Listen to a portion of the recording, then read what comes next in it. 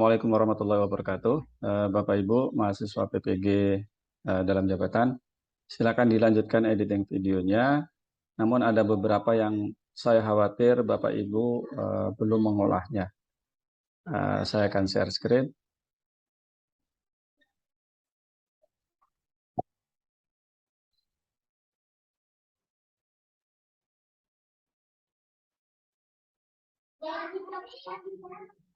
Yang pertama adalah menyusun LK 3.1, yaitu membuat best practice.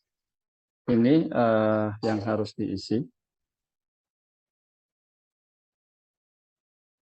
Ini yang harus diisi. LK-nya ada di LMS ya. Silakan dicari. Di bagian awal PPL. Oke, ini sudah. Lihat komponen-komponennya. Ini sebetulnya untuk membuat laporan. Adapun susunan penulisannya mengikuti alur STAR, yaitu situasi, tantangan, aksi, refleksi hasil, dan dampak. Situasi bisa dibaca di sini, kondisi yang menjadi latar belakang masalah, mengapa praktik ini penting untuk kebaikan, apa yang menjadi peran dan tanggung jawab Anda dalam praktik ini. Kemudian seperti biasa tantangannya apa, aksi yang dilakukannya apa, misalnya berkaitan dengan strateginya, ataukah ya misalnya PJBL atau PPL. Kemudian ada refleksi hasil dan dampaknya. Itu yang pertama. Yang kedua, berikutnya. Iya, lagi ngajar sendiri.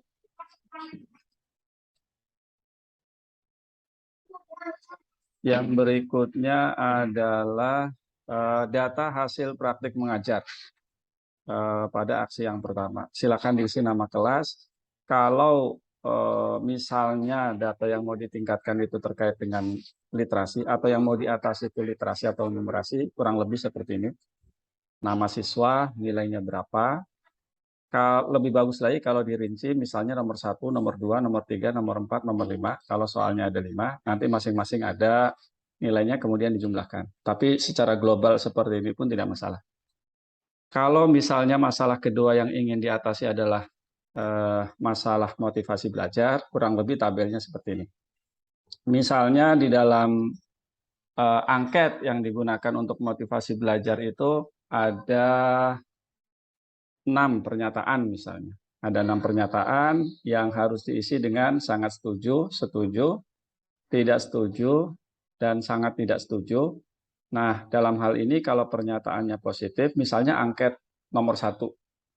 Pernyataan nomor 1, misalnya siswa mengisi sangat setuju.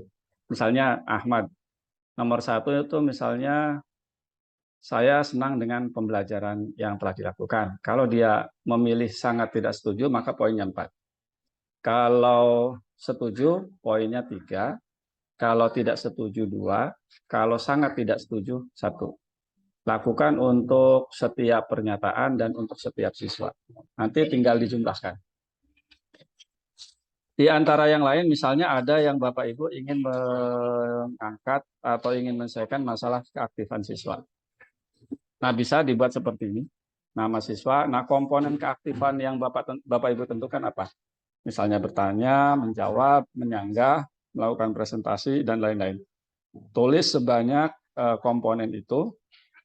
Nanti misalnya ada seorang yang presentasi, misalnya Ahmad presentasi, maka centang.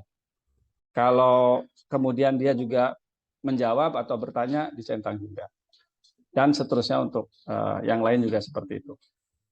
Nah, kalau ada masalah lain yang juga menjadi suatu masalah yang akan diatasi dengan pembelajaran di rencana aksi 1, silakan dibuat formatnya bebas, terserah pemahaman Bapak Ibu, nanti tinggal di rekap seperti ini. Nah, ini yang kemarin saya belum sempat menanyakan kepada Bapak Ibu. Adapun ini sebetulnya sudah pernah dibahas, terutama ketika Pak Khairul Ambari Contohnya waktu itu tentang Pak Khairul Amdal.